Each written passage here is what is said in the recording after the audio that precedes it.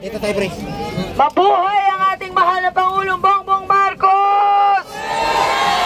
Bilang isang loyalista, ako po ay narito dahil bilang isang taga-Maynila, ang isang loyalista ay may prinsipyo.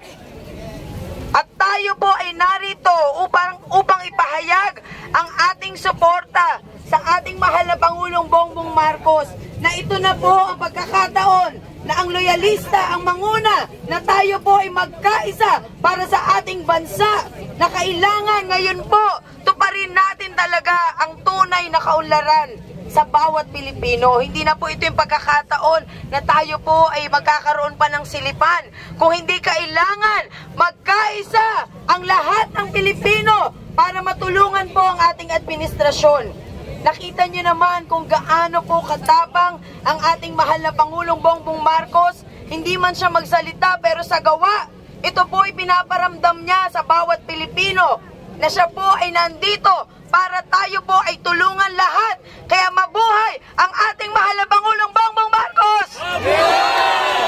Lalo na po sa amin na taga Maynila, na kung saan dito po sumibol ang kaunlaran ng Pilipinas. At dito rin po dapat natin umpisahan ang tunay na pagkakaisa ng bawat Pilipino, na dapat kailanman ay hindi po tayo maghihiwalay. Yes! Yes! Kaya unang-una sa lahat, maraming salamat po sa pag-imbita sa akin dito. Ang aking pong damdamin at puso ay umaapaw dahil ang pagmamalasakit ko po sa ating mahal na Pangulong Bongbong Marcos, at lalo na po sa ating mga loyalista, na ang pula ang siyang puso ng Pilipino. Ang pula, ang sigasig po, na ang puso natin ay malinis para sa lahat, lalo na po sa Pilipinas! Mabuhay!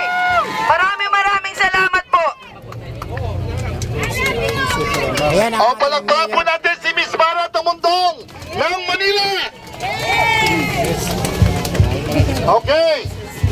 Sige po, ngayon po ay tatawagin naman po natin ang representative ng mga kabataan. Ang mayor natin yan sa Maynila, mga kababayan, na Mara Tumundong. Ng kanilang leader na si isang dugong loyalista yan.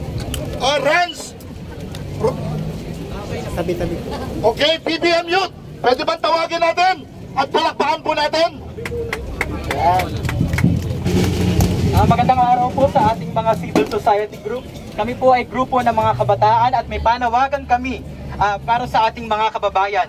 Mga minamahal naming kababayan, kaming mga kabataan at mga scholar ng bayan ay lubos na nababahala sa pangyayaring destabilisasyon laban sa ating gobyerno. The democratically elected Philippine government today is facing a big problem, tulad ng panawagang kudita at paid rallies na nagrarayong pabagsakin ang gobyerno para sa pansariling interes ng iilan.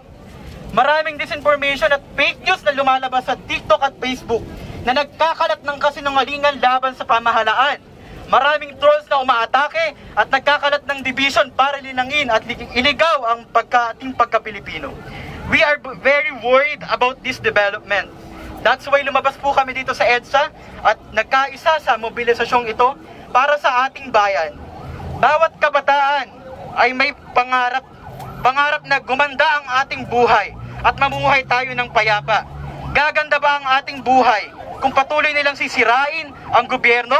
Tataas ba ang pondo sa edukasyon at state universities and colleges if they will continue to destabilize this government? Anong sasabihin ng international community? Magulo, watak-watak at walang pagkakaisa ang mga Pilipino. Saan tayo kukuha ng investors at revenues kung patuloy nilang babalahurain, sisiraan at pagtataksilan ang bayang Pilipinas? Lahat po tayo ay mapapahamak. I will quote this statement from the President. It is okay to disagree, but don't let your hate overcome your humanity. Reasonable ba na mag-people power para sa isang politiko? Sirain ang demokratikong institusyon at labagin ang batas. Reasonable ba na mapahamak ang ating bayan dahil lang sa makasariling interes para makabalik sila sa kapangyarihan? Kami mga kabataan ay nananawagan na magkaisa po tayong lahat. Tulungan natin ang gobyernong kumakayod ang ginagawa para ang lahat sa bayan. Our democracy under President Marcos is functioning very well. There is no need for extra constitutional change or another people power revolution. matatag at efficient ang ating democracy. Ngayon po, walang suporta mula sa masa ang mga rally ng mga Duterte. Dahil ano nga ba ang sangkap dito? Dapat may prinsipyo tayong lahat. Kaya paalala lang sa ating mga kababayan na nagrarally para pabagsakin ang gobyerno. Freedom is not absolute. Hindi ito only. Ngayon, ang mga rally na may ibang agenda naglalayong sirain at hatiin ang ating bayan ay hindi na saklaw ng ating demokrasya. Para sa mga destabilizer o nanggugulo, huwag kayong maging panatiko, huwag magpagamit at huwag sirain ang demokrasya. Ang tindig ng kabataan, una, dapat matuto si Vice President Sara Duterte na tanggapin ang accountability. Dapat niyang respetuhin ang mekanismo ng ating demokrasya at galangin ang Legislative Department o Kongreso na ginagawa lamang ang mandato nito mula sa 1987 Constitution. Pangalawa, dapat siyang magsorry sa ating mga Pilipino dahil ang kanyang mga supporters ang sumisira sa kinabukasan ng ating mga kabataan at mamamayan sa pamamagitan ng walang prinsipyong rally ng kanyang mga taga-suporta. Ngayon, tuloy pa rin ang walang kwenta, palpak at walang prinsipyong rally ng mga Duterte supporters na maaaring makaapekto sa ating ekonomiya at pagdaksa ng investors sa ating bayan. Ngayon po, ito po ang ating panawagan sa ating mahal na Pangulo.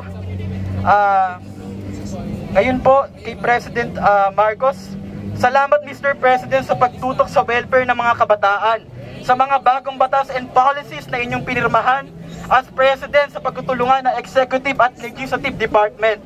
Katulad ng No Permit, No Exam Prohibition Act, Student Loan Payment Moratorium Act, Aral Law at iba pa. Salamat sa pagban ng POGO at pagtindig ng gobyerno laban sa agresyon ng China sa West Philippine Sea. Atin ang West Philippine Sea! Atin ang West Philippine Sea! Hiling po namin ang inyong pagkatagumpay, Mr. President, kasama ng mga scholar ng bayan. Gagawin namin ang lahat at mag-aaral ng mabuti para makapagtapos ng pag-aaral at tulungan kayo na bumuo ng isang matatag at payapa na bagong Pilipinas. Ang pagkatagumpay ng isang bansa ay magsisimula sa ating mga kabataan.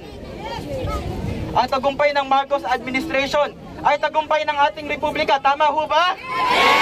Ang tagumpay ng gobyerno ay tagumpay nating lahat. At higit sa lahat ay paglingkuran natin ang sambayanan at gawin ang ating mga bahagi upang makamit natin ang hustisyang panlipunan. Magkaisa tayong mga kabataang Pilipino at biguin ang tangkang sirain at babagsakin ang ating estado para makamit natin ang kapayapaan. Ipakita natin ang lakas ng bayan para buklarin tayo sa ilalim ng bagong Pilipinas. Mabuhay ang mga kabataan! Mabuhay ang ating pamahalaan! Mabuhay ang ating mahal na Pangulong Bongbong Marcos!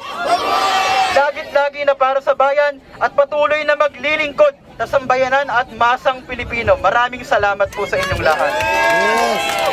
Palakpakan po natin ang sektor ng mga kabataan! BBM! BBM! Nais po namin ipabatid sa sambayanang Pilipino na ang mga